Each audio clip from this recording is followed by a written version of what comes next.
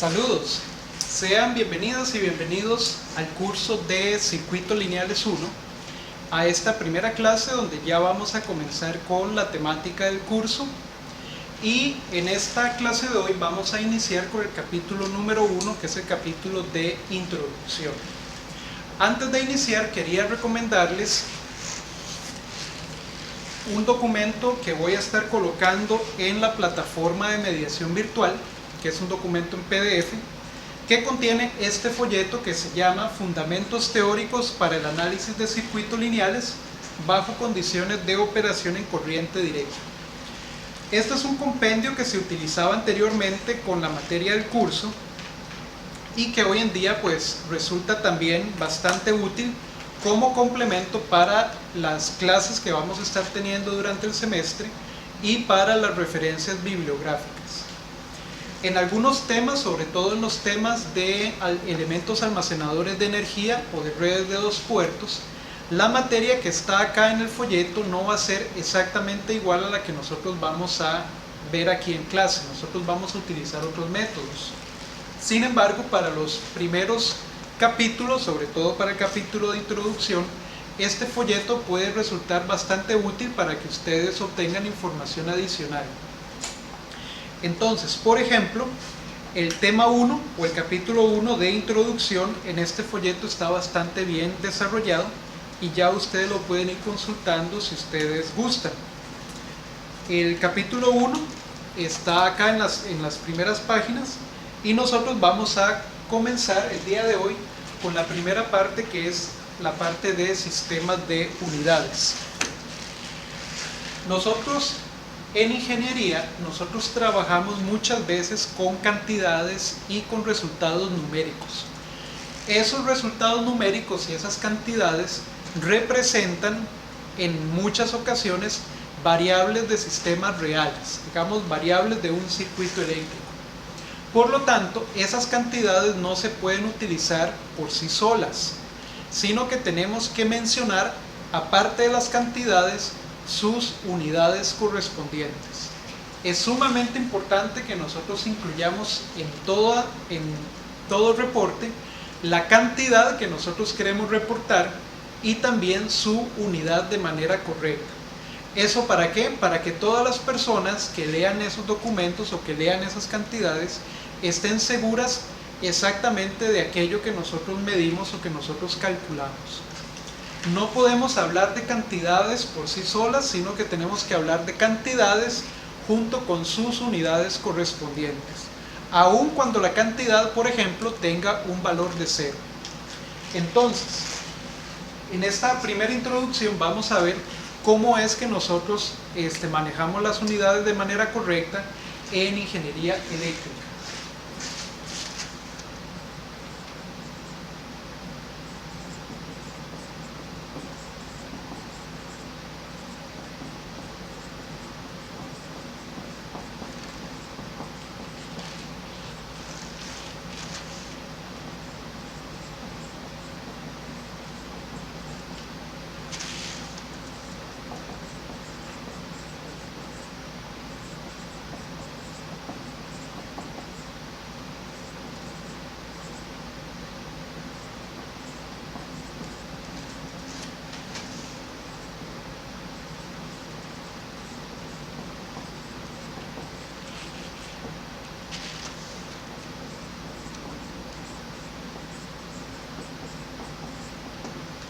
Por ejemplo, nosotros podemos decir que la masa de un objeto es de 3 kilogramos, ¿verdad? Nosotros no decimos la masa de un objeto es de 3, porque si no la gente no sabe si son 3 kilogramos, si son 3 gramos, si son 3 miligramos.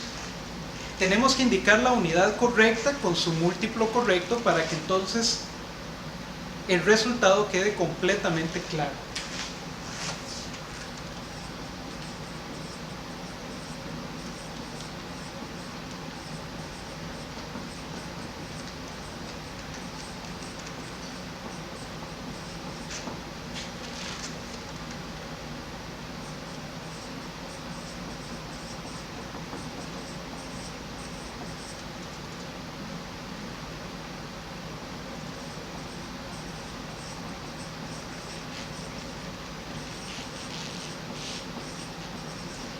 Nosotros podemos decir también que la longitud de un barco es de 200 metros. Estamos utilizando la cantidad y estamos utilizando la unidad. 3 y kilogramo. ¿Ok? Nosotros también podríamos decir perfectamente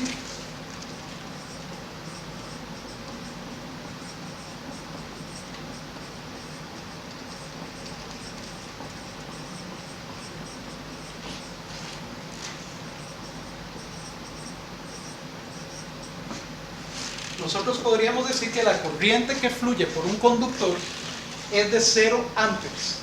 Amperes más adelante lo vamos a definir como la unidad para la corriente eléctrica. Entonces vean que yo estoy utilizando una cantidad, que en este caso es 0, y estoy utilizando también la unidad correspondiente. Entonces tenemos que acostumbrarnos a utilizar siempre esta forma de reportar nosotros los resultados y las cantidades. Una cantidad junto con su unidad en todo momento, para tener entonces siempre un resultado que es claro y que es preciso. ¿De acuerdo? También podríamos decir que la tensión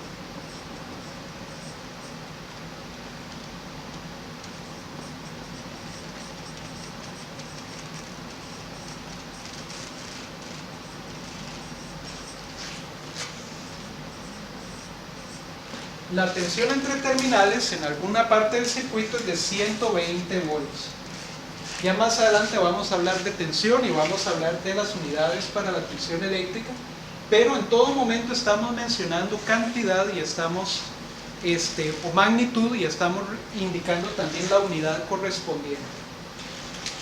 Muchas veces las unidades que nosotros vamos a estar utilizando en ingeniería van a estar cambiando dependiendo de si nosotros requerimos utilizar múltiplos de esa unidad o submúltiplos de esa unidad. Entonces vamos a ver también cuál es el uso correcto de los múltiplos y de los submúltiplos.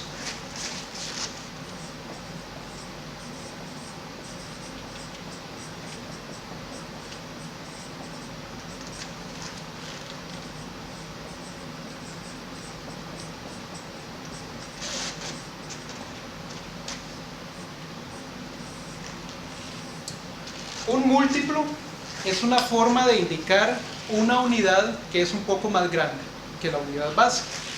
Y submúltiplo es una forma de indicar una parte de una unidad que es mucho más pequeña que la unidad. Entonces, cuando tenemos corrientes muy bajas, tal vez utilizar un amper como unidad se vuelve un poco incómodo o difícil de expresar, por lo que entonces utilizamos submúltiplos del amper para reportar esa unidad de manera más clara. Igual, si nosotros estamos midiendo, por ejemplo, resistencia y tenemos un valor de resistencia que es muy grande, tal vez utilizar la unidad base, que es el ohm, la medida para la resistencia, se vuelve un poco incómodo. Por lo tanto, es mejor utilizar un múltiplo del ohm para expresar esa cantidad de manera más precisa y más concreta. Entonces,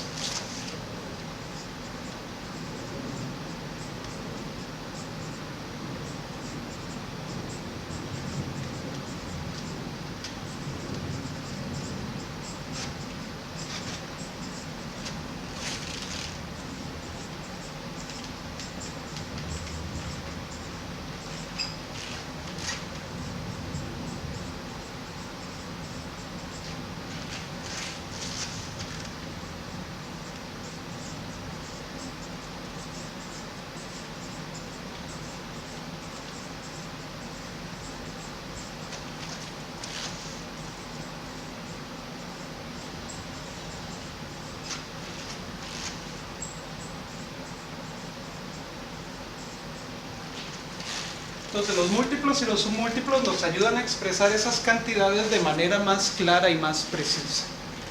Y a continuación lo que vamos a ver es cómo se utilizan esos múltiplos y esos submúltiplos en ingeniería eléctrica.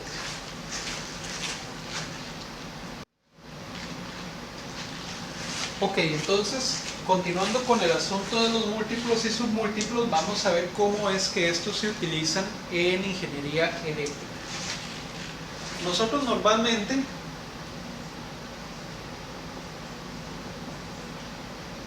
vamos a partir de una unidad, digamos de un volt, de un ampere, de un farad, de un henry, y esa unidad va a estar multiplicada precisamente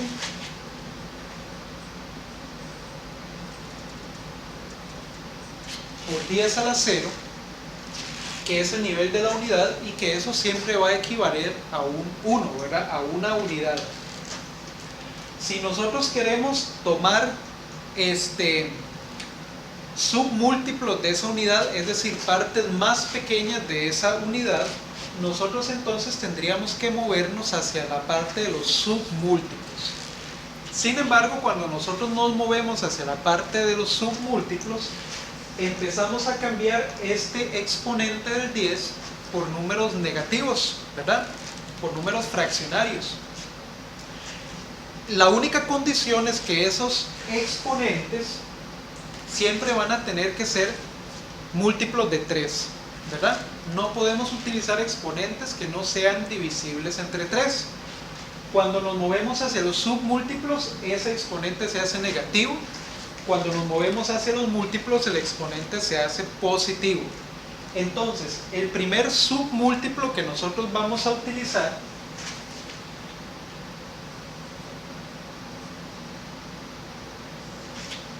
es el mili, que equivale a multiplicar la unidad por 10 a la menos 3.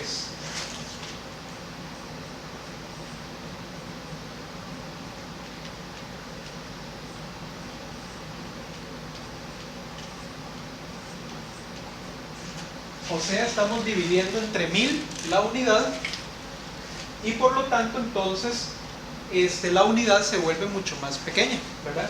Solo que ahora estaríamos tratando con mili henrys, miliamperes, miliohms, etc., ¿verdad? Ok, el siguiente submúltiplo que vamos a utilizar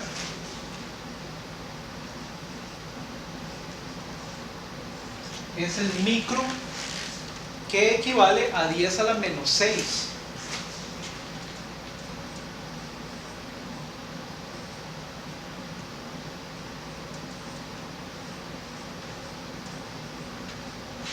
O sea, hacemos el número mucho más pequeño. Solo que ahora estaríamos hablando de microamperes, microvolts, microohms, etc. El siguiente hacia abajo, su múltiplo sería nano,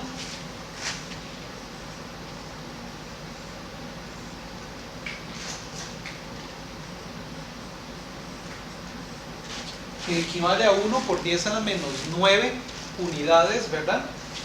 Ya no voy a escribir el número porque se vuelve muy pequeño. Hacia abajo de nano vamos a tener pico,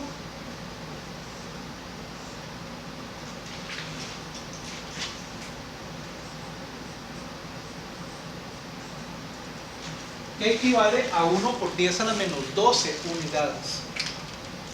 ¿Ok? Hacia abajo pues existen más submúltiplos, pero nosotros usualmente no los vamos a utilizar muy comúnmente. Ustedes los pueden revisar en la bibliografía. Nosotros vamos a utilizar normalmente estos 4 submúltiplos.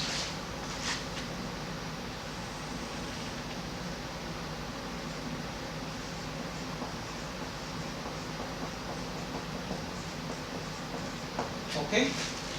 Que van a ser entonces formas más pequeñas de expresar cantidades y resultados. Ahora, si nosotros nos movemos hacia arriba, hacia la parte de los múltiplos, vamos a estar utilizando también múltiplos cuya potencia acá en el 10 es un número positivo y también es a su vez divisible de manera entera entre 3. El primer múltiplo que vamos a utilizar es kilo.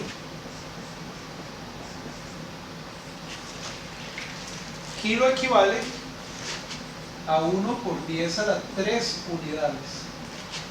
Es decir, a multiplicar esas unidades por 1000. ¿Ok? Y entonces hablaríamos de kilo ohms, de kilovolts, etc., ¿verdad? Si nos movemos hacia arriba, vamos a tener el múltiplo mega, que equivale a 1 por 10 a la 6, es decir, a 1.000.000 de veces la unidad, ¿verdad? Ese sería el mega. Hacia arriba vamos a tener giga,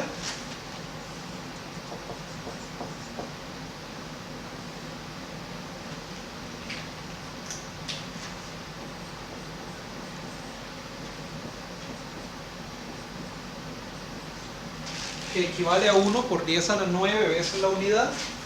Ya no lo voy a escribir porque es muy grande. Estaríamos hablando de básicamente 1.000.000.000, ¿verdad? Y por encima de giga vamos a tener tera.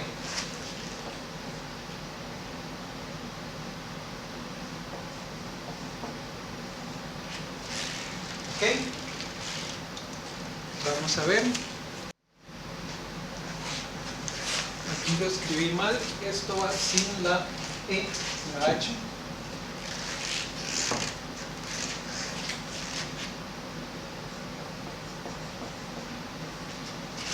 El tera equivale entonces a 1 por 10 a la 12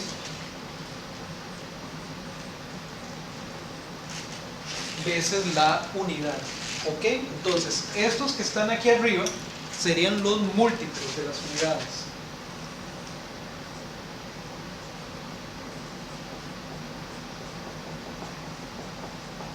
Vean que nosotros no utilizamos ni múltiplos ni submúltiplos que tengan un exponente aquí en el 10 que no sea divisible entre 3. Es decir, nosotros no tenemos ningún submúltiplo para 10 a la menos 2 o para 10 a la menos 1, sino que tenemos 10 a la 0, 10 a la menos 3, 10 a la menos 6, a la menos 9 y a la menos 12. Y lo mismo hacia la parte positiva. Entonces nosotros tenemos que ajustar nuestros resultados para que calcen en alguno de estos múltiplos o submúltiplos que nosotros tenemos. Entonces, por ejemplo, si nosotros consideramos el ohm como unidad,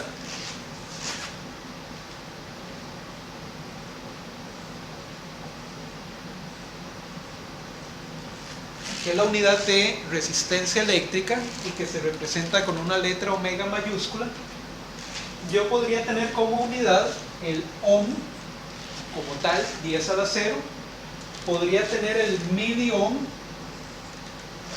que se representa con una M minúscula, podría tener el microohm, que se representa con la letra griega mu, podría tener un nanoohm,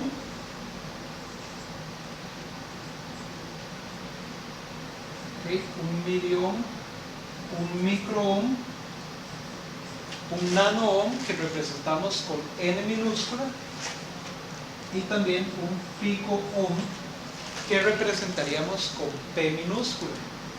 Hacia la parte superior, hacia los múltiplos, tendríamos un kiloohm que representamos con K mayúscula, un megaohm que representamos con M mayúscula, luego un gigaohm con G mayúscula y finalmente un teraohm con T mayúscula. Ahora un kiloohm serían 1000 ohms, un megaohm sería 1.000.000 de ohms, un gigaohm 1.000 millones de ohms y así sucesivamente hacia la parte superior.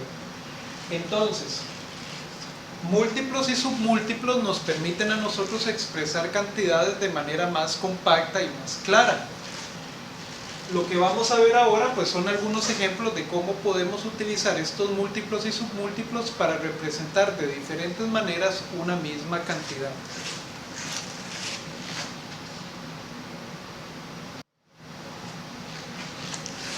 Ok, veamos algunos ejemplos.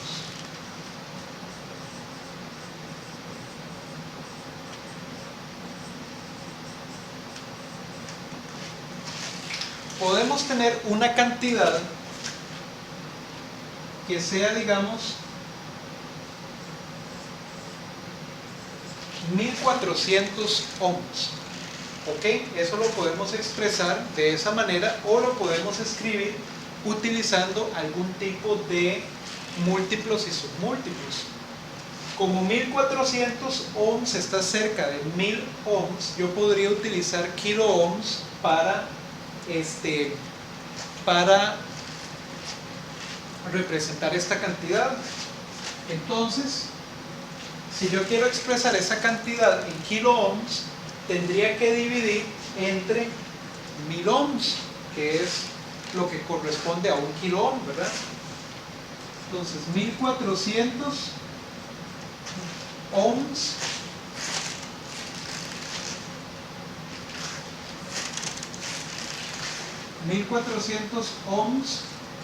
multiplicado por 1 kilo ohm equivale a 1000 ohms. Entonces yo cancelo las unidades de los ohms y me queda 1400 entre 1000 en kilo ohms.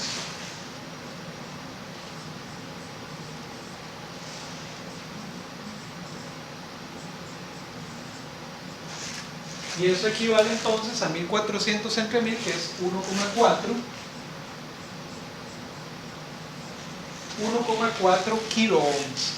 Entonces, decir 1400 ohms o decir 1,4 kilo ohms viene siendo exactamente lo mismo, ¿verdad? La misma cantidad, solo que representada allá de una manera más compacta. Yo podría tener también, por ejemplo,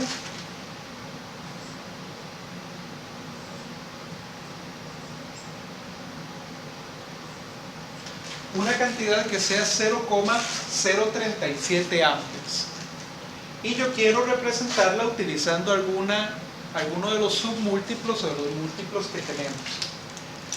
Como 0,37 amperes está cerca de 0,001 amperes, o utilizando el submúltiplo mili, yo quizás podría utilizar mili para representar esta cantidad de manera más compacta. Entonces, ¿cómo hago? Yo digo 0,037 amperes y multiplico por un factor de conversión. Yo sé que un miliampere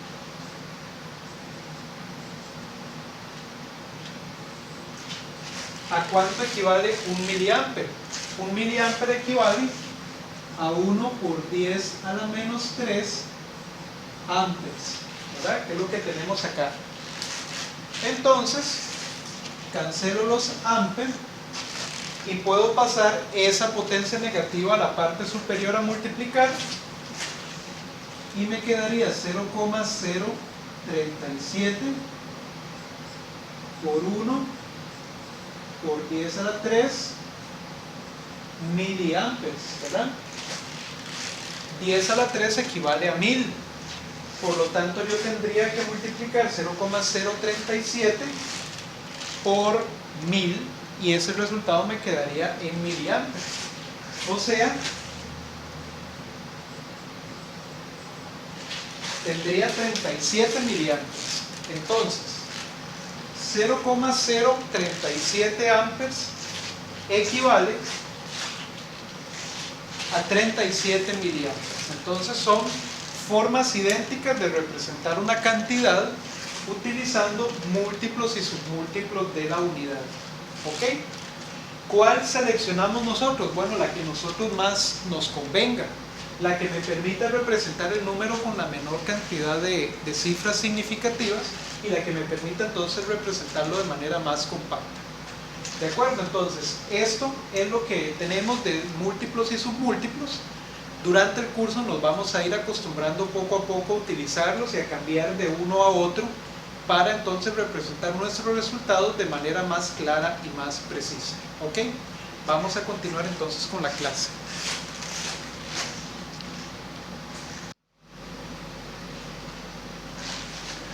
Ok, ahora que ya conocemos cómo manejar los principios de los múltiplos y los submúltiplos, vamos a comenzar con la parte de definición de variables eléctricas. Vamos a empezar a definir los conceptos más importantes que nosotros ocupamos para los fenómenos eléctricos que nosotros vamos a estar observando y analizando en un circuito eléctrico.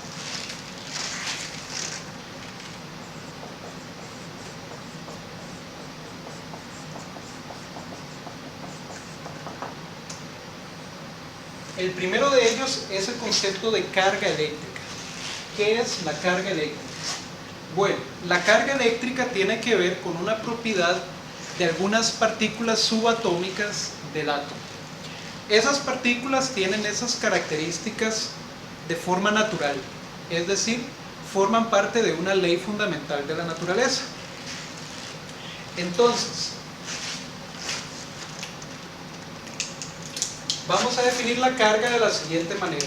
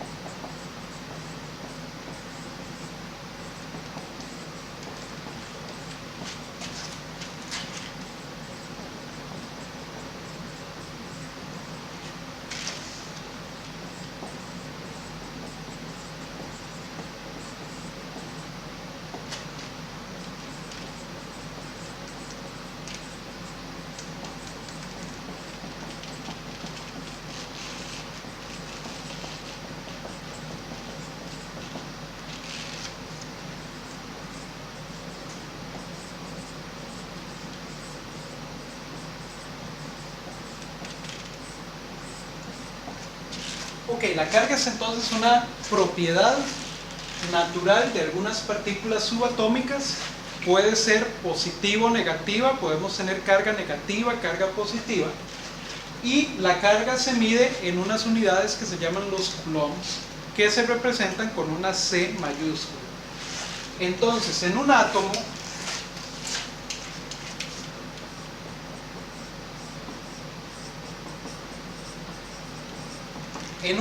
nosotros vamos a tener básicamente tres partículas subatómicas dentro de él. Vamos a tener un núcleo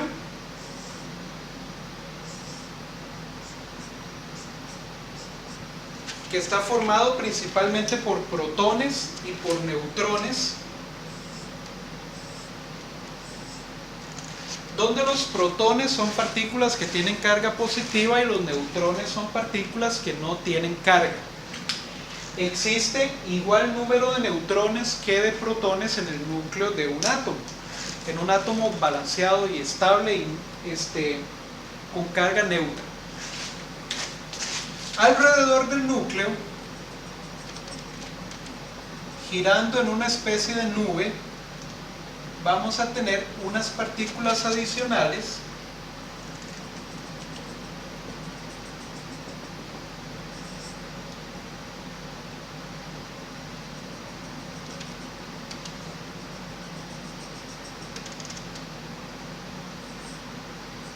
que son los neutrones y los electrones, y que tienen carga negativa. Entonces, de ahí es donde vienen las propiedades de la carga eléctrica. Cada una de esas partículas tiene carga eléctrica y por lo tanto es considerada pues como una carga, ¿verdad? Entonces, electrones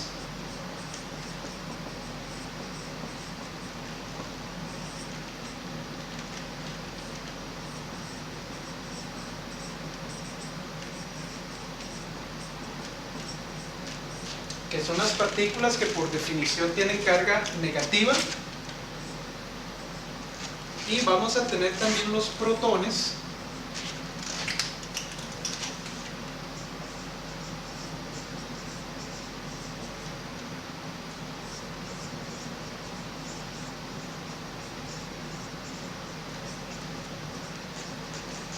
que son entonces cargas positivas. Ahora, los electrones no están completamente atados a su núcleo, sino que las fuerzas que lo relacionan con su respectivo núcleo son finitas y pueden ser vencidas de alguna manera.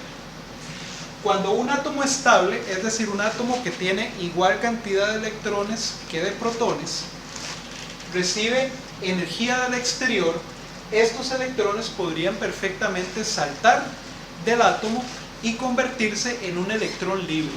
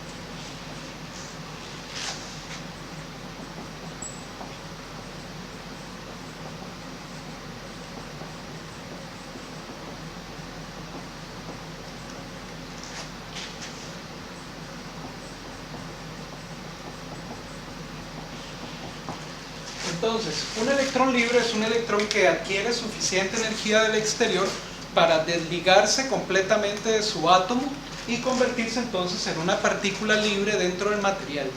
Pero recuerden que esa partícula va a tener carga negativa y por lo tanto ese electrón libre se va a ver como una carga negativa.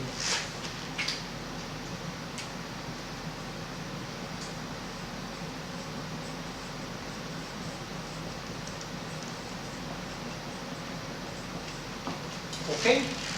Ahora, el átomo donde estaba ese electrón ya pierde su estabilidad, porque al perder un electrón queda con más protones que electrones y por lo tanto se convierte en un ion positivo, ¿verdad?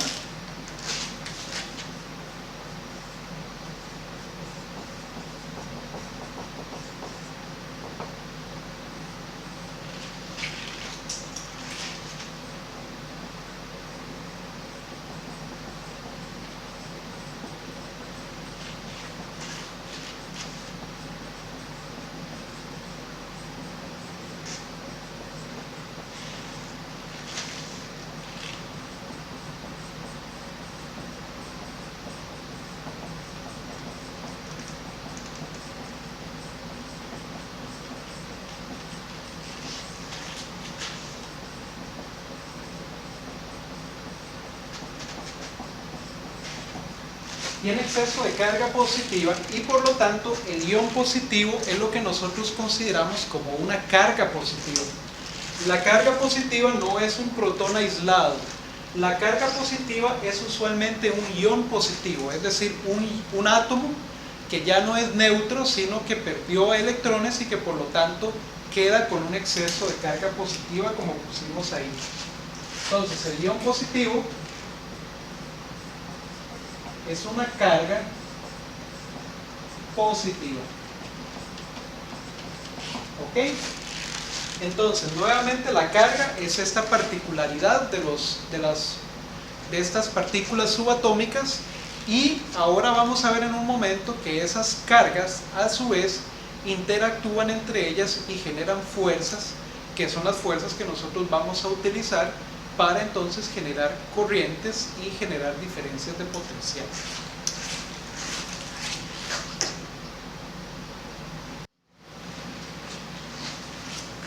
Un detalle que se me olvidaba en relación con este asunto de la carga era mencionarles que la carga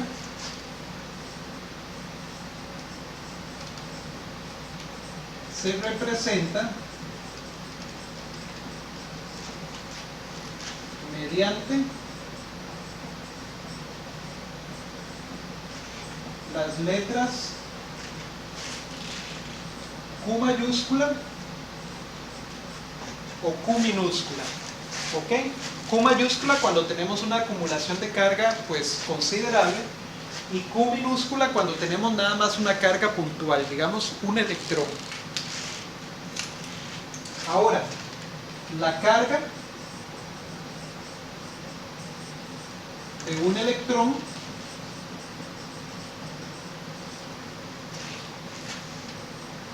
es de 1,602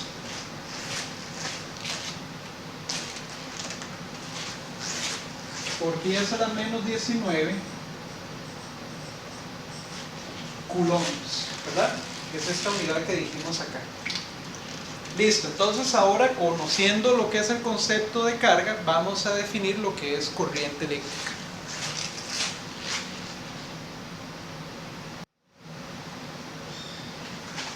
Ok, para definir el concepto de corriente eléctrica tenemos que imaginarnos un material, primero que todo. Supongamos que tenemos un trozo de material que nosotros estamos viendo de manera transversal. ¿Ok? Es un material que está formado por una cierta cantidad de átomos y que esos átomos de manera natural han perdido muchos de sus electrones, los cuales se han convertido en electrones libres y por lo tanto cargas negativas que están ahí dentro del material de manera libre. ¿Ok? Entonces yo voy a representar esas cargas con estos círculos de esta manera.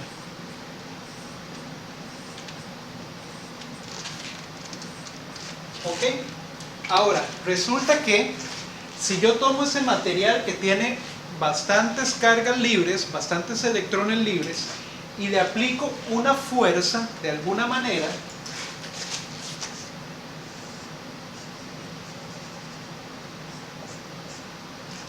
yo le aplico una fuerza a ese material, esa fuerza lo que va a hacer es empujar esos electrones para que empiecen a moverse a través del material. Entonces se va a producir un flujo de electrones.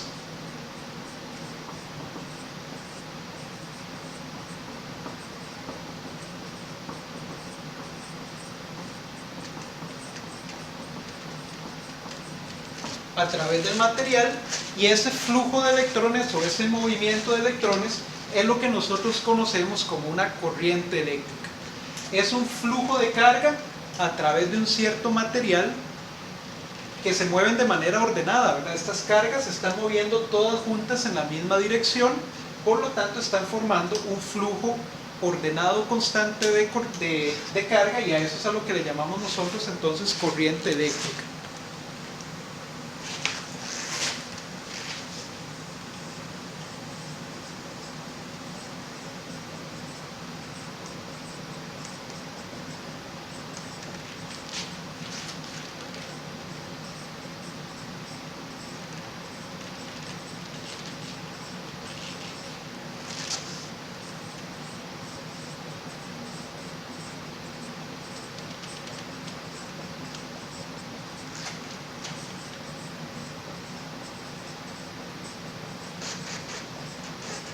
Entonces es un flujo ordenado de cargas a través de un material. Si yo me pusiera a contar, por ejemplo, cuántas cargas están pasando por una cierta parte de ese conductor, por unidad de tiempo, yo podría contar cuántos coulombs de carga fluyen por ese material, digamos, por segundo. ¿Ok? Yo podría conocer la tasa de movimiento de cargas a través del conductor por unidad de tiempo.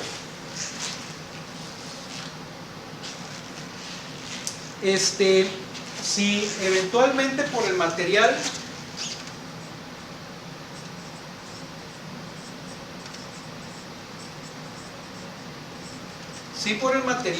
fluye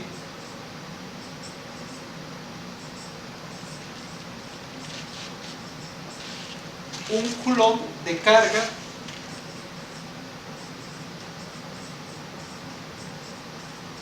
por segundo, es decir, un coulomb por segundo, ¿verdad? Entonces diríamos que por ese material fluye una corriente de 1 ampere, donde ampere es la unidad que nosotros vamos a utilizar para la corriente eléctrica.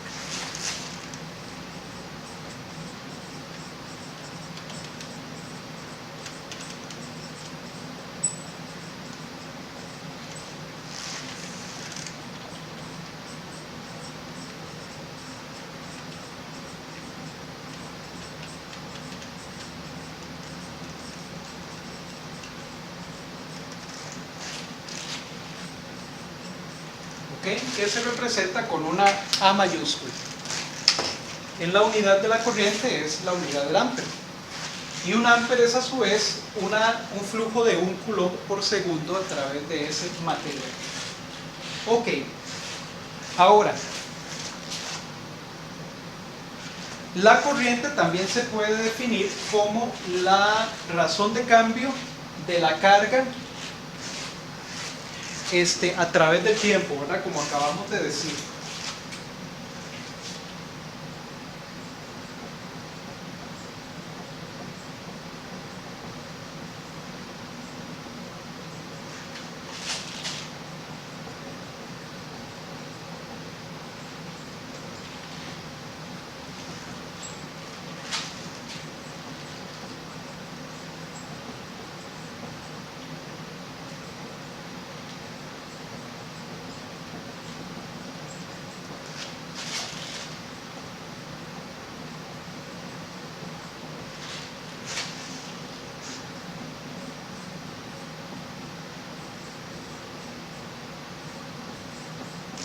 Por lo tanto, entonces decimos que la corriente, como una función del tiempo, es igual a la derivada de la carga con respecto al tiempo, ¿verdad? Y esta es entonces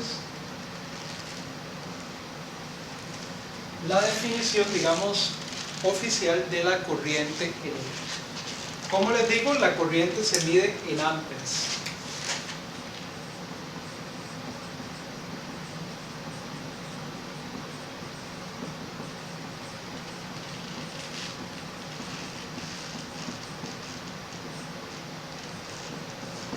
Que se representan entonces con la letra A mayúscula.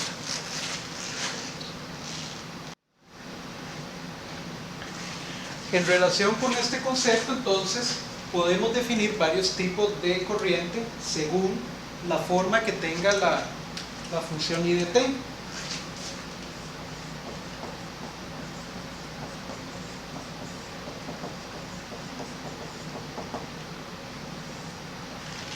Corriente directa sería un nivel de corriente que es constante y que no cambia con el tiempo.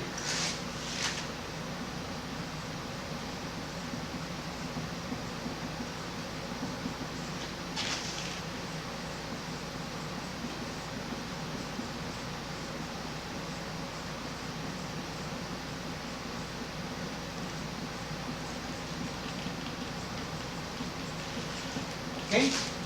Entonces, por ejemplo, cuando la corriente es constante, en vez de hablar de I minúscula de t, hablamos de I mayúscula.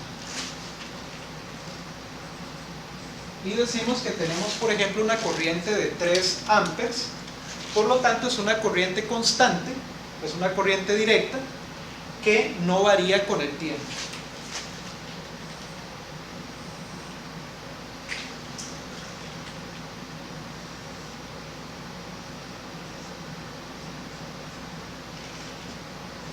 Representada como una gráfica, tendríamos una función constante a 3 amperes, ¿verdad? Una corriente cuya magnitud no cambia conforme avanza el tiempo, ¿verdad? Y esto lo representaríamos como I mayúscula. Esa sería la corriente directa o corriente constante.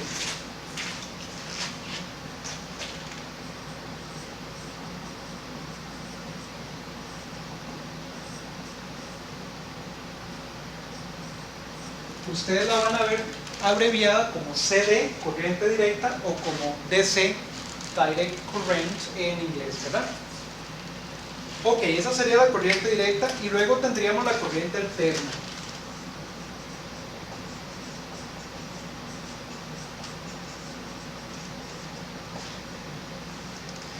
La corriente alterna, por el contrario, es una corriente que varía con el tiempo, ¿ok?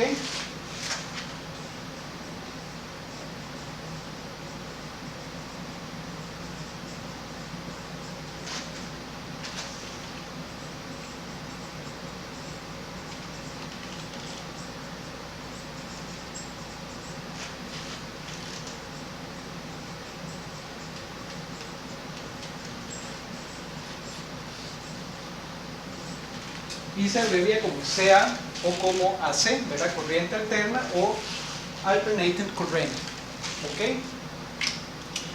Y ahí sí tendríamos que representarla como una función del tiempo. Por lo tanto, se usa la letra I minúscula, I de t,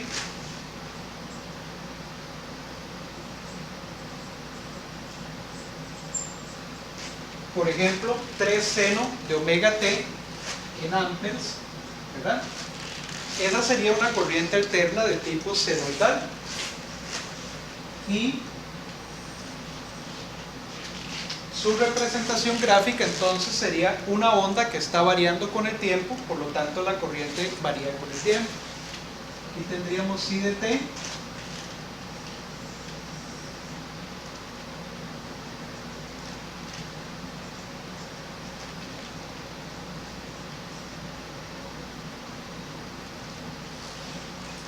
Y tendríamos esa forma de onda que está de esa mostrada ahí en la imagen. Esa onda va a tener una frecuencia angular que va a ser omega y va a ser entonces una corriente alterna. Los circuitos eléctricos ante estímulos de corriente alterna son los que se van a estudiar en circuitos lineales 2 Mientras que nosotros en circuitos lineales 1 nos vamos a limitar a trabajar circuitos donde las corrientes son constantes y no varían con el tiempo. ¿Ok? Entonces esta es la definición de corriente.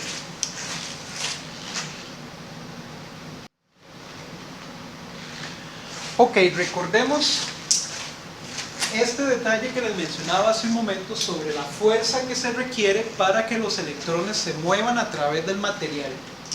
Esta fuerza la tenemos que generar nosotros de alguna manera. Sin esa fuerza nosotros no podemos hacer que los electrones se muevan, ¿de acuerdo? A través del material. Y esa fuerza la vamos a producir mediante la aplicación de una tensión, que es el siguiente concepto que vamos a ver a continuación.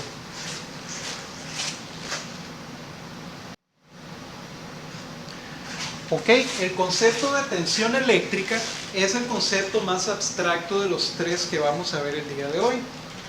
Nosotros hablamos de que las cargas que hay en un material necesitan una fuerza para que nosotros las podamos impulsar y las podamos mover de manera ordenada para generar una corriente.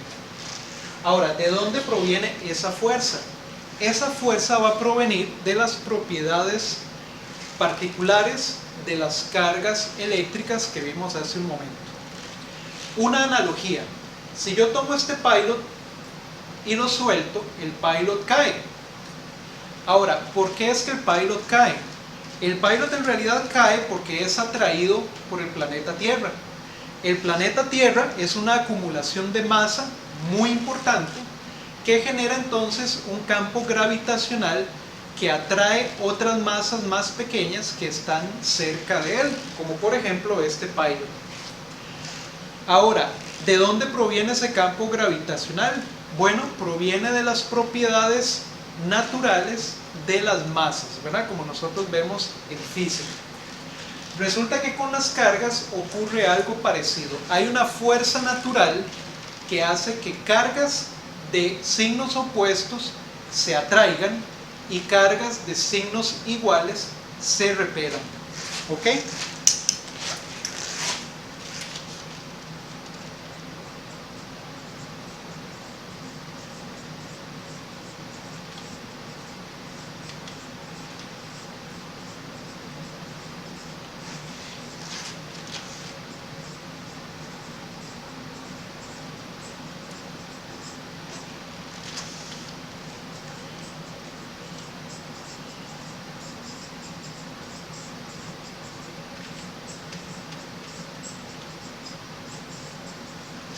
Entonces, existen fuerzas que ocurren de forma natural entre las cargas eléctricas. Si yo pongo una carga negativa cerca de una carga positiva, lo que va a aparecer es una fuerza de atracción.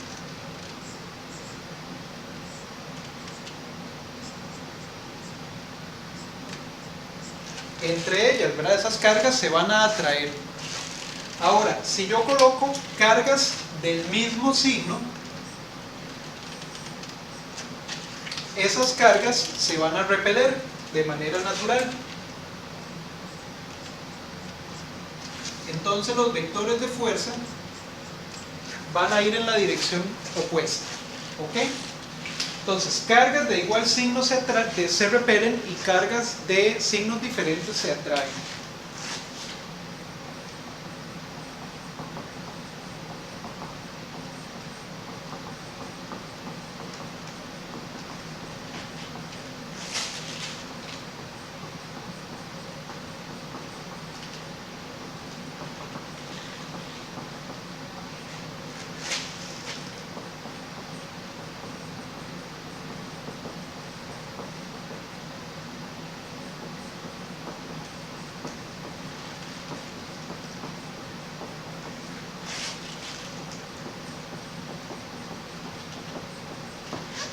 ¿Okay? Nosotros vamos a utilizar esas fuerzas a nuestro favor, evidentemente.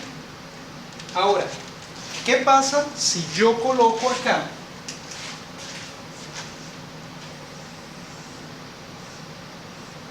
una gran acumulación de carga positiva?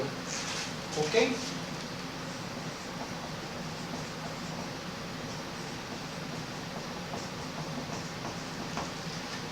Si yo coloco una gran acumulación de carga positiva, entonces cualquier electrón que yo coloque por aquí,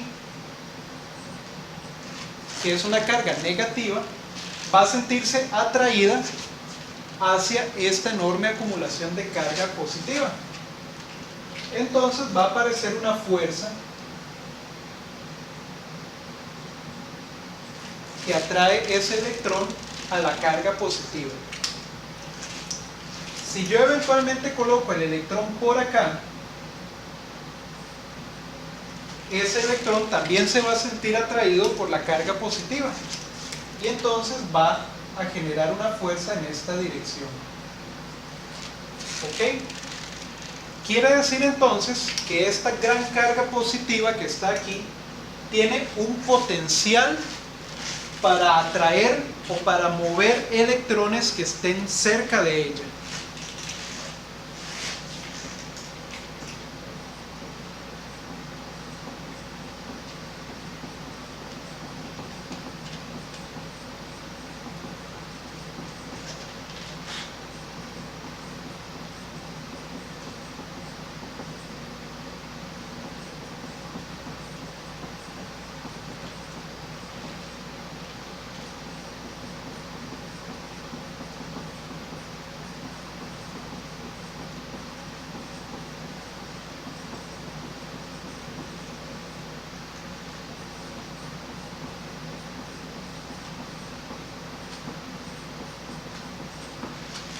¿Ok? Entonces, la palabra clave aquí es potencial. Es decir, esta carga en esta posición tiene potencial para mover otras cargas que están cerca de ella. Entre más cerca yo estoy de la acumulación de la carga, tanto más fuerte es esa fuerza de atracción que me lleva a mí o que lleva al electrón a juntarse con la carga positiva. ¿Ok? Ahora, si yo suelto este electrón que está en esta posición, este electrón se va a mover hacia la carga positiva. Ahora, ustedes dirán, cuando la carga se mueve, entonces se genera un trabajo, porque estoy movilizando una carga de un punto a otro, en presencia de esta carga positiva. Este trabajo lo va a realizar la carga, en este caso, la carga positiva, porque la carga positiva es la que lo está jalando. Si yo por el contrario colocara una gran acumulación de carga negativa,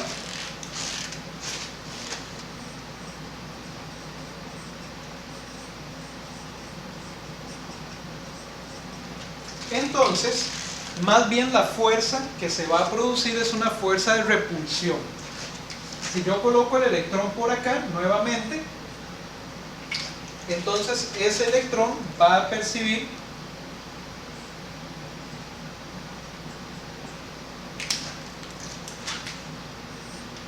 una fuerza de repulsión en aquella dirección, ¿verdad? Porque entonces ahora más bien quiere separarse de la carga negativa.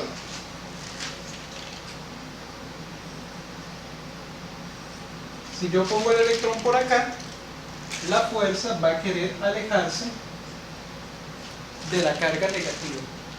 Ahora, cuando estas cargas se mueven, el trabajo lo genera, en este caso, la acumulación de carga. Si vemos esas acumulaciones de carga de manera general, entonces podemos tener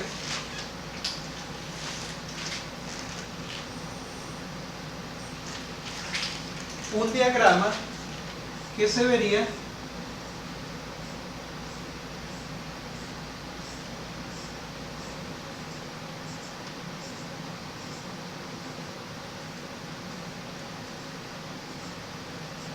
más o menos de esta manera, donde estas flechas indican todas las posibles fuerzas de repulsión que yo puedo tener cuando coloco las cargas puntuales, o sea los electrones, en diferentes posiciones alrededor de la acumulación de carga negativa en este caso. A esta estructura que está acá nosotros le llamamos un campo eléctrico. Un campo eléctrico es eso que se establece cuando yo tengo carga acumulada en un cierto punto. Cuando yo tengo carga acumulada en un cierto punto y coloco cargas puntuales alrededor de ella, esas cargas van a sentir fuerzas de atracción o de repulsión, dependiendo del signo de las cargas, que me van a permitir mover cargas de un lugar a otro en presencia de ese campo de fuerza que tenemos aquí, que es lo que nosotros llamamos como campo eléctrico.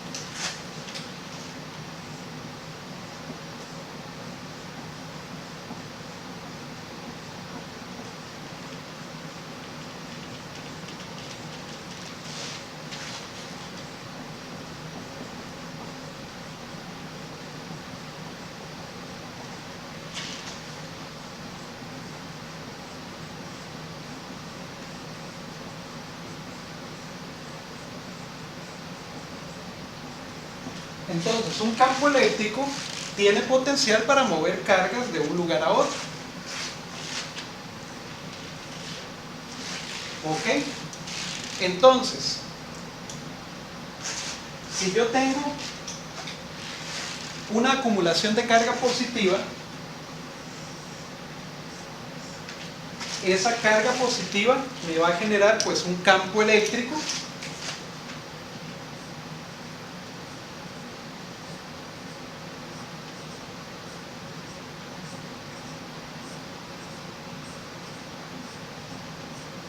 ¿verdad? Como ya vimos, todas las posibles fuerzas que pueden establecerse dependiendo de la posición de las cargas puntuales. Y si yo quisiera mover este electrón de esa posición 1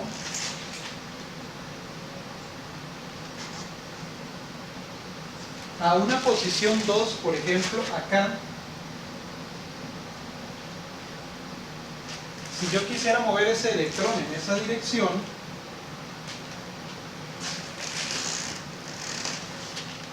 o digamos en una posición más cercana al campo, entonces yo nada más tengo que soltarla y la carga se va a mover hacia la posición 2 en un determinado instante de tiempo, atraída por la carga puntual grande que tenemos acá positiva. Entonces hay un trabajo que el campo estaría realizando a favor nuestro. Pero si yo tengo el electrón por acá y yo quisiera moverlo hacia una posición que está más lejos de la carga puntual,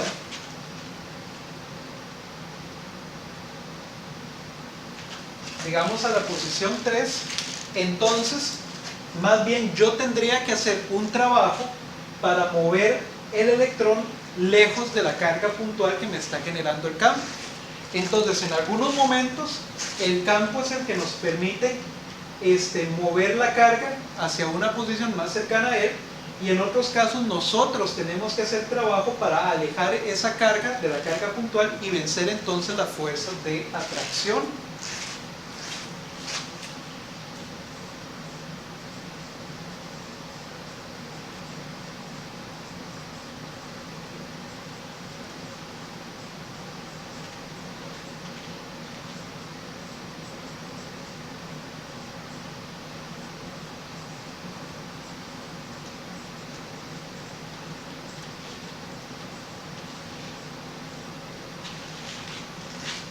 Entonces, para poder mover una carga nosotros necesitamos realizar trabajo, pero la fuerza de atracción o de repulsión en las cargas es las que nos permiten eventualmente realizar ese trabajo y entonces movilizar las cargas de un lugar a otro.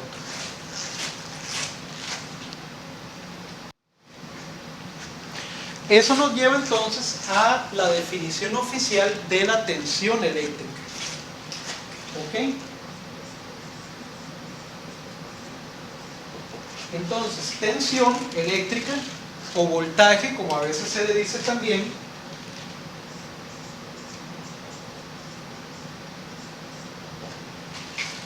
es el trabajo necesario para movilizar una carga de un punto a otro en presencia de un campo eléctrico.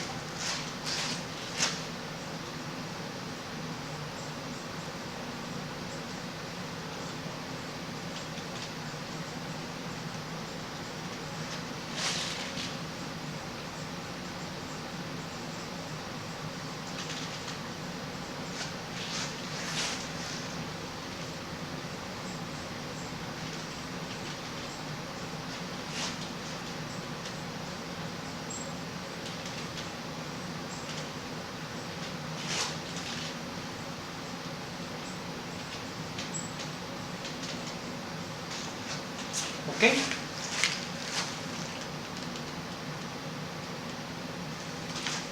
Ese trabajo puede ser a favor o puede ser en contra del campo eléctrico.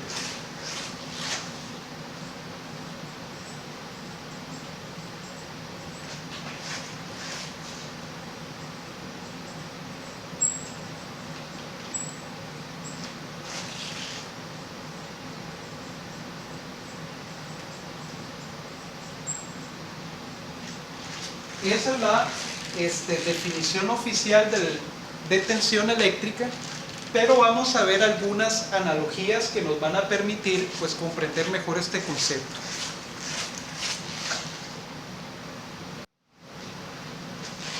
Perfecto, volviendo al punto de partida que era el material con las cargas libres, con los electrones libres flotando en el material. Nosotros hablábamos de la fuerza necesaria para mover esas cargas para producir una corriente. ¿Cómo podemos entonces generar esa fuerza?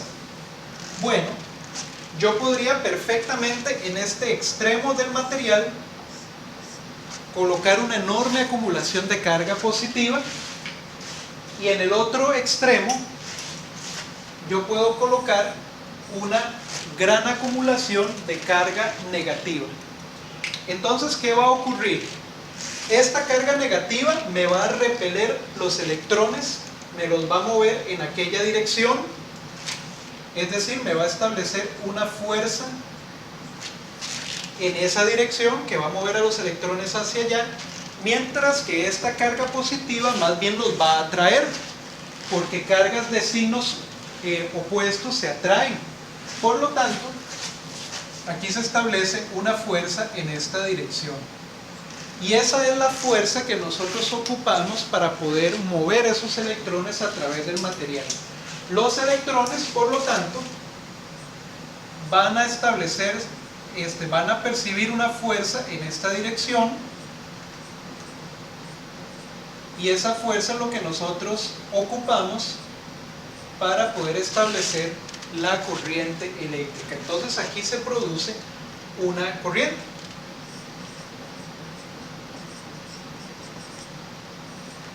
Ahora, esta carga negativa tiene un cierto potencial para mover cargas, ¿verdad? Porque las está repeliendo en aquella dirección.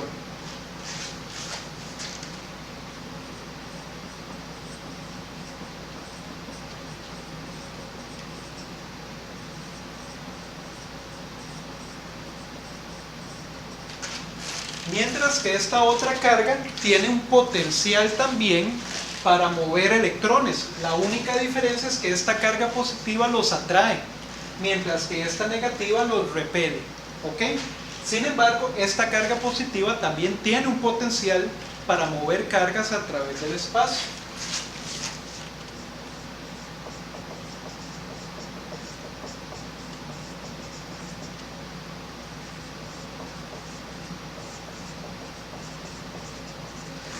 De tal forma que la diferencia de potencial aparece entre estos dos extremos. ¿Ok?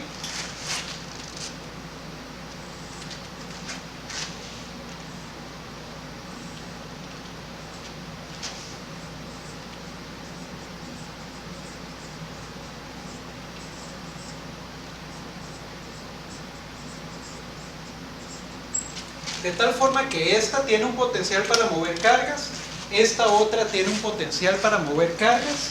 Si yo tomo la diferencia entre esos potenciales, obtengo una diferencia de potencial. Y esa diferencia de potencial es lo que nosotros llamamos tensión eléctrica.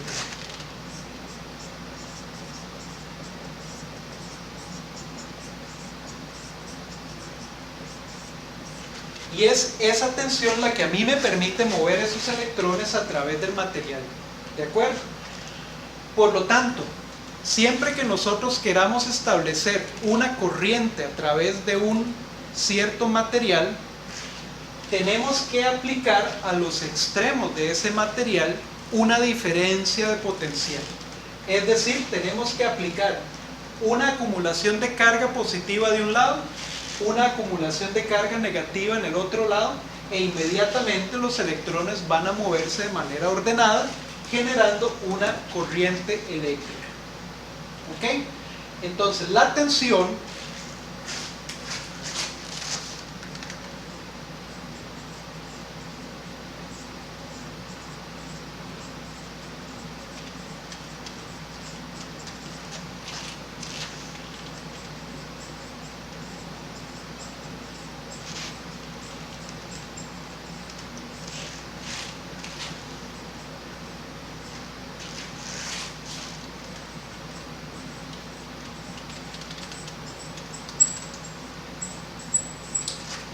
nosotros la vamos a representar con la letra V mayúscula y la vamos a medir en volts, que es una unidad que también se abrevia con la letra V mayúscula. ¿Ok? Entonces, tensión representa diferencia de potencial, y diferencia de potencial me hace a mí relacionar el concepto con acumulación de carga de diferente valor y de diferente signo en los extremos de ese segmento donde yo quiero tener una corriente establecida. Ahora, ¿cómo puedo generar yo esa diferencia de potencial de la que estamos hablando aquí? ¿Cómo es que yo puedo acumular carga de un signo de un lado y carga del signo contrario en el otro lado? Hay muchas formas en las que nosotros podemos generar esa diferencia de potencial.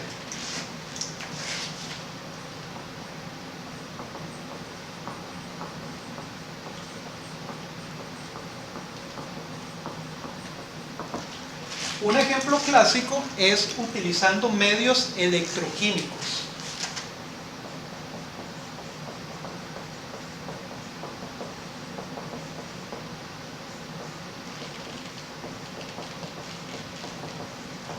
Es decir, cuando tenemos baterías. En una batería se produce una reacción electroquímica en su interior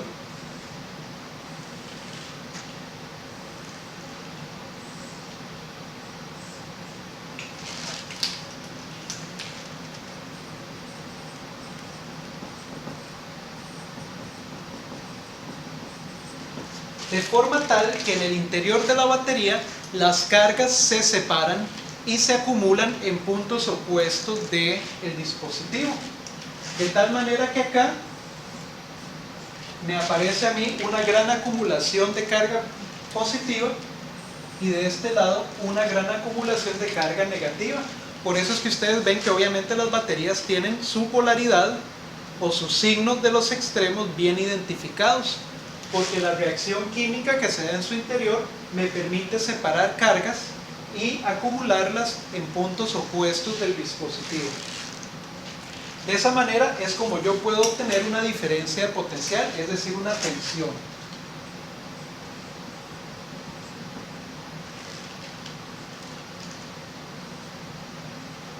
Entre los extremos de la batería, porque entonces tengo acumulación de carga de diferente signo y de diferente magnitud entre dos puntos opuestos del dispositivo. Otra forma es obtenerla de manera por medio de un generador, digamos, electromecánico.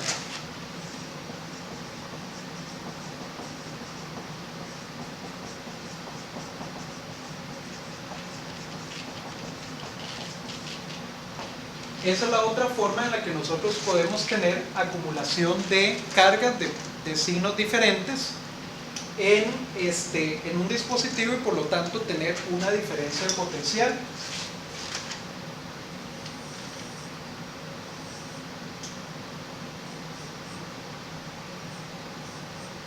En un generador yo inyecto energía mecánica, ¿verdad? Movimiento.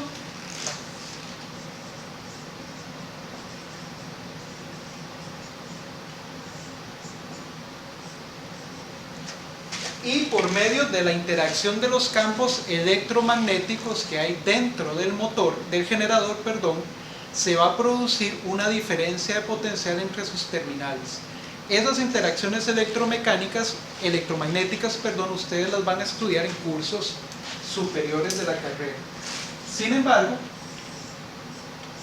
nuevamente por acción del movimiento del generador y de los campos electromagnéticos en su interior, se produce una diferencia de potencial, es decir, acumulación de carga positiva de un lado, carga negativa del otro, y por lo tanto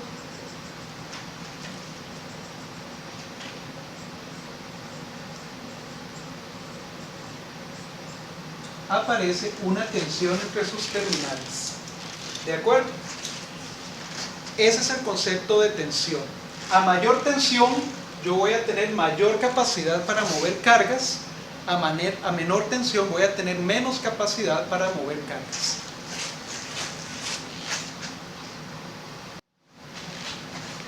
Entonces podemos relacionar el concepto de tensión como la pendiente de una cuesta también, ¿verdad?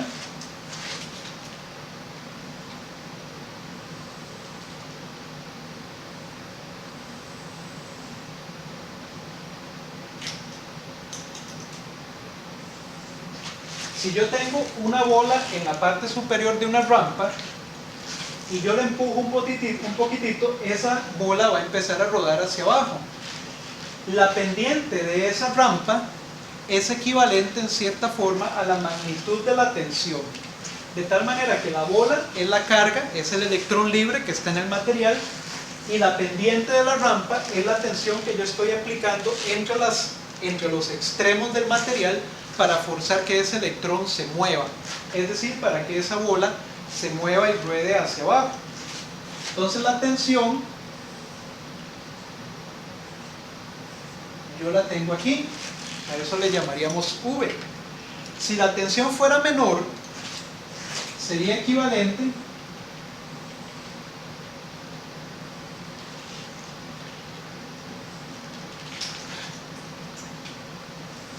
a que yo tengo una rampa menos inclinada, de tal forma que V en este caso es más pequeño que acá, por lo tanto esta bola va a rodar más despacio, se va a mover más lentamente.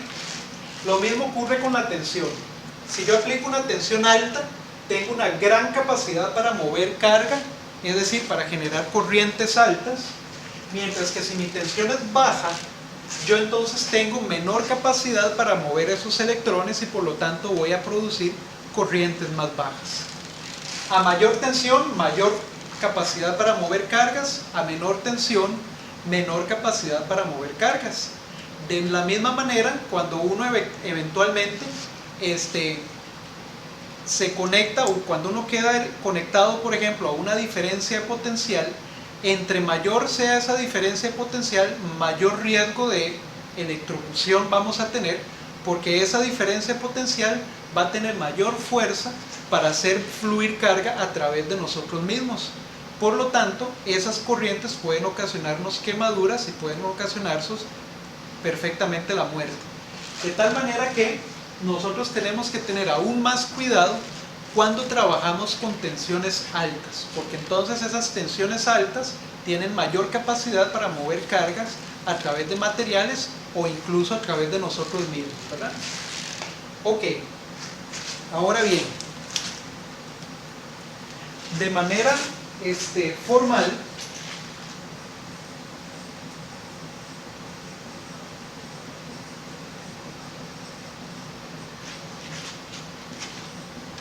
la tensión es la derivada del trabajo por unidad de carga.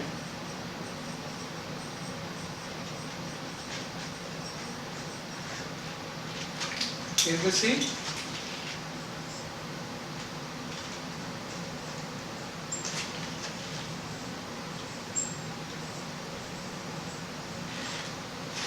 la derivada del trabajo con respecto a la carga es lo que nosotros definimos como tensión eléctrica de manera formal. Sin embargo, nuevamente la diferencia potencial se origina en acumulaciones de carga con diferente magnitud y con diferentes signos que nosotros tenemos en los extremos de un material. ¿Ok? Entonces vamos a continuar con esta parte.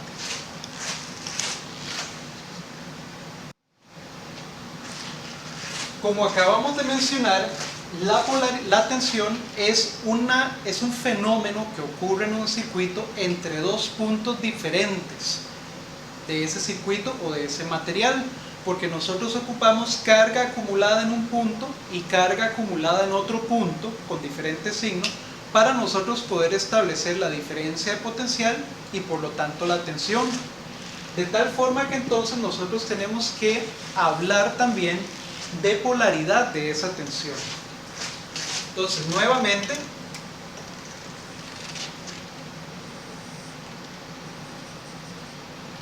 yo tengo aquí el material, yo coloqué una acumulación de carga positiva de un lado, acumulación de carga negativa del otro lado, se establece una diferencia de potencial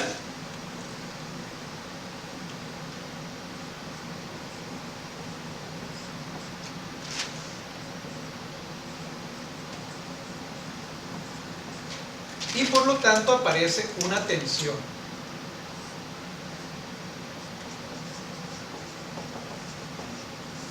Entonces noten que esta tensión está definida entre estos dos puntos donde yo tengo la carga acumulada.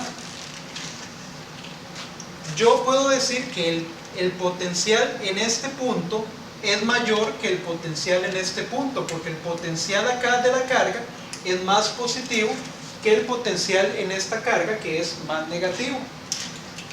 Entonces yo puedo decir, por ejemplo, que este es el punto A y que este es el punto B. Y puedo decir que el punto A está a un potencial mayor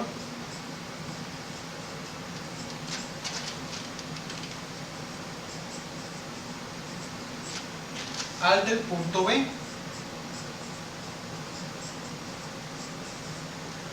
Por lo tanto, cuando yo expreso esta tensión como una variable del circuito,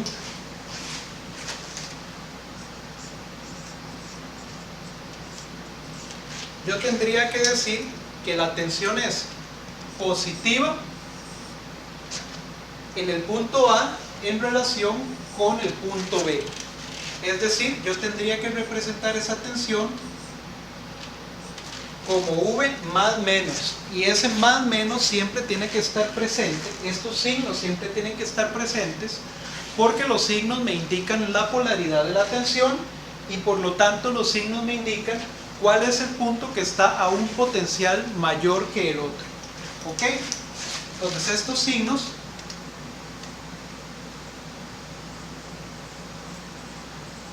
son la polaridad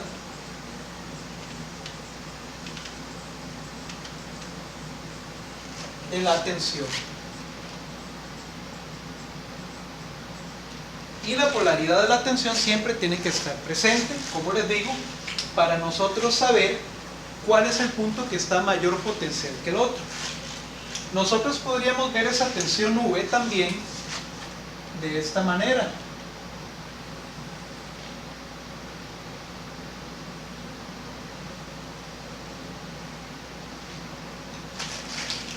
Yo podría decir que este es el punto A y que este es el punto B. Por lo tanto, mi electrón o mi carga va a moverse del punto A al punto B, o mi corriente se va a mover del punto A al punto B.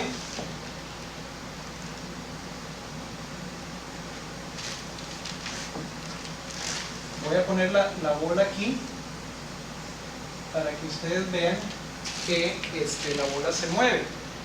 De tal forma que entonces A está a mayor potencial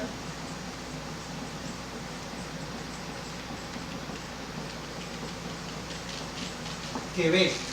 Por lo tanto, a A yo le asigno el signo positivo y a B le asigno el signo negativo. ¿Ok? Eso es lo que nosotros queremos decir cuando hablamos de la polaridad de la tensión. Queremos decir o queremos indicar dónde está el punto de mayor potencial y el punto de menor potencial. Ok, entonces esa es la definición de tensión, y una tensión siempre va a existir entre dos puntos de un circuito o entre los dos extremos de un cierto elemento o de un cierto material. Ok, entonces vamos a hablar ahora de una cuestión que está relacionada con la tensión, que es la dirección de la corriente.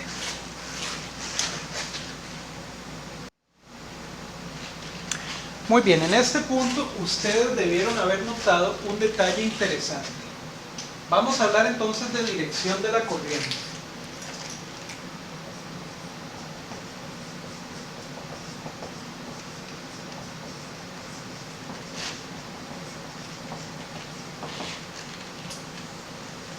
Ok, cuando nosotros hicimos este ejemplo, nosotros dijimos que los electrones que están aquí adentro del material son repelidos por la acumulación de carga negativa y son atraídos por la acumulación de carga positiva. Por lo tanto, el flujo de electrones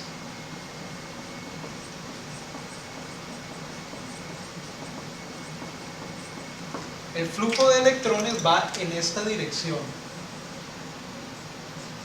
¿verdad? De menor a mayor, de menos a más. Ahí va el flujo de electrones. Sin embargo, cuando yo hice este otro diagrama, yo coloqué el punto de mayor potencial arriba y el punto de menor potencial abajo. Y yo dije que la bola rueda del punto de mayor potencial al punto de menor potencial, como está aquí indicado. Entonces ustedes dirán, bueno, ¿cómo es que la bola rueda de más a menos cuando en realidad los electrones se están moviendo de menos a más? Y ahí es donde viene un asunto interesante. Si el movimiento de los electrones o la bola que rueda es la corriente, entonces vamos a hacer una diferencia importante. A esta bola yo le voy a llamar I, porque es la corriente, mientras que a este flujo yo le voy a llamar flujo de electrones. Resulta que esto que yo les estoy explicando del movimiento de los electrones en relación con la acumulación de carga en los extremos del material no siempre se entendió de manera correcta como lo entendemos en estos días, en nuestros tiempos. Anteriormente se comprendía que el flujo de electrones iba de más a menos. Por lo tanto, la corriente eléctrica se dijo que siempre fluía del punto de mayor potencial al punto de menor potencial. Años después, la gente se dio cuenta que los electrones en realidad tenían carga negativa y que más bien se movían en la dirección contraria, es decir, de la acumulación de carga negativa a la positiva. Sin embargo, ya había demasiada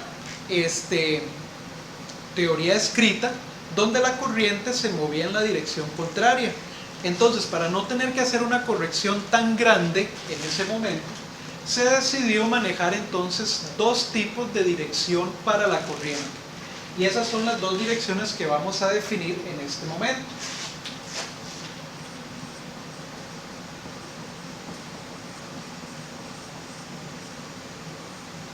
Vamos a definir primero la corriente real. La corriente real es la corriente que lleva la dirección del flujo de los electrones.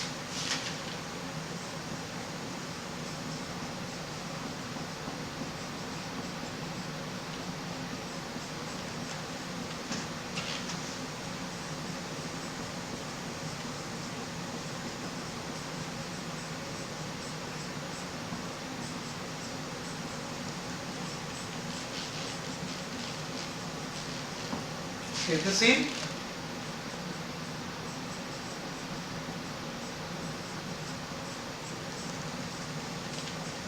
la corriente real va siempre de menos a más, como está en este diagrama. Esto es corriente real. Lo que pasa es que nosotros normalmente le decimos el flujo de electrones.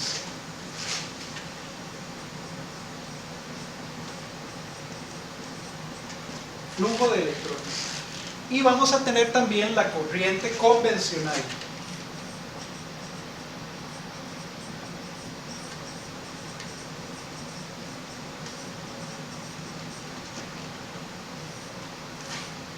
La corriente convencional es la corriente cuya dirección es opuesta a la dirección del flujo de electrones.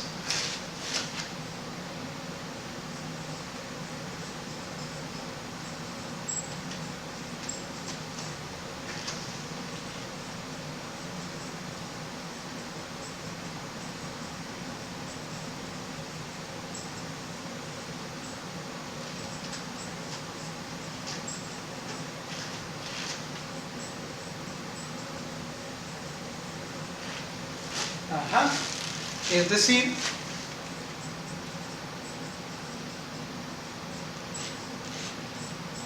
de más a menos, del punto de mayor potencial al punto de menor potencial.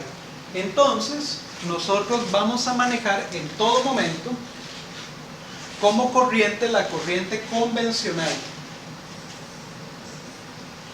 Esta es la que nosotros vamos a estar utilizando normalmente.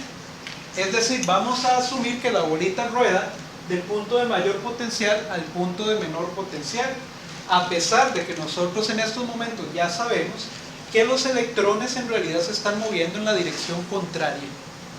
Por eso se le llama corriente convencional, porque fue una corriente cuya dirección se decidió para que fuera siempre del punto de mayor potencial al punto de menor potencial. De tal forma que si nosotros tenemos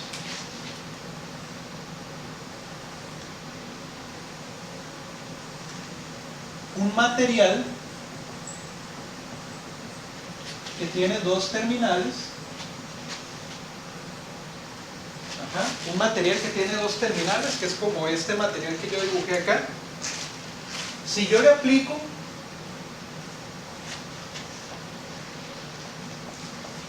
una tensión con esa polaridad, es decir, aplico un potencial mayor en esta terminal al potencial de esta otra terminal, se va a establecer una corriente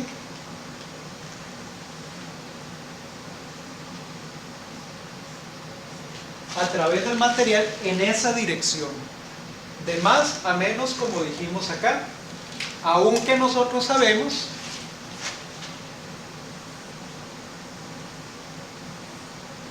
que los electrones se están moviendo en la dirección contraria. Entonces esto sería corriente real, perdón, corriente convencional,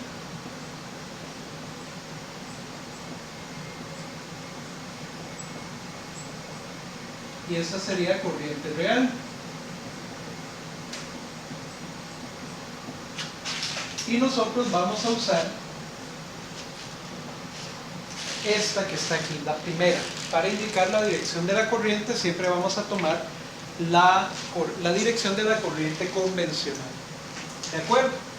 Entonces, para que haya para que haya una corriente, necesitamos que haya una tensión entre los extremos de ese material. Para que haya tensión necesitamos que haya acumulación de carga en una polaridad de un lado y acumulación de carga en la polaridad opuesta del otro lado. Eso nos hace que aparezca una tensión, y esa tensión y esa corriente dependen de las cargas eléctricas, porque al fin y al cabo lo que se van a mover son electrones. Si yo quiero acumular carga negativa de un lado, ocupo que los electrones se acumulen de este lado. Si yo ocupo carga positiva del otro lado, ocupo que iones positivos se acumulen del otro lado. Y eso de nuevo lo podemos generar con un generador, valga la redundancia, o lo podemos tener en una batería también, ¿verdad? De manera electroquímica. Ok, entonces tenemos estas convenciones, ¿de acuerdo? Vamos a definir de una vez lo que se llama signo de la corriente.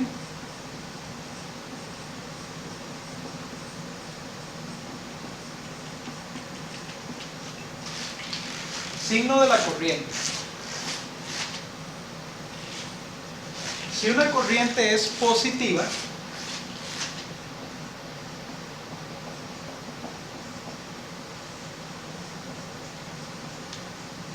es decir, más I, es porque esa corriente va en la dirección convencional.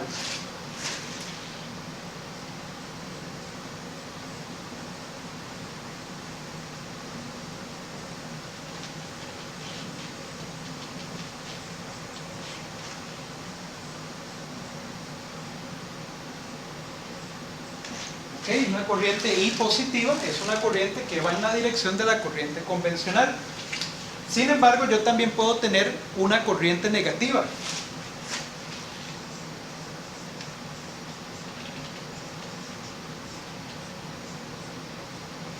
Es decir, menos I. En ese caso, la corriente menos I llevaría la dirección contraria a la dirección de la corriente convencional.